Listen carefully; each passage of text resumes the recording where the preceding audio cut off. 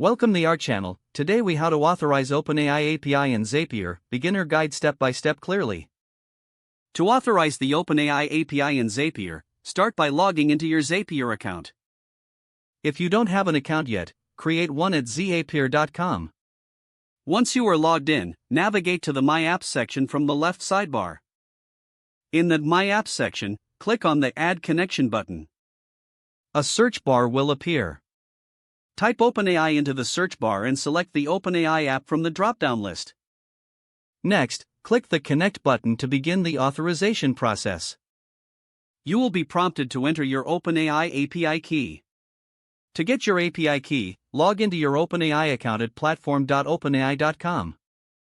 Once logged in, go to the API section in your account settings. Here, you will find your API key. Copy it to your clipboard. Return to Zapier and paste the API key into the provided field. After pasting your API key, click the Yes, Continue button. Zapier will verify your API key and connect to your OpenAI account. Once authorized, you will see the OpenAI app listed in your connected apps. You are now ready to use OpenAI in your Zap workflows. To confirm the connection works, create a new Zap and select OpenAI as your action app.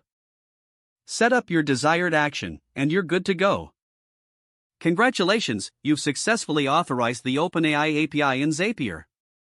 If the page does not load, refresh the browser or try again in a private or incognito window. Make sure you are using the correct email address, then retype it carefully to avoid small typos. If your password is not accepted, use the reset option and create a new strong password you can remember.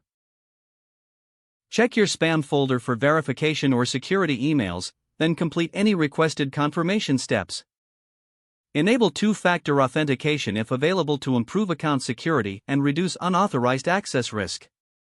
After signing in, review your profile details so your contact information and settings are accurate and current. If you see an error message, note it down and try again after restarting your device and internet connection.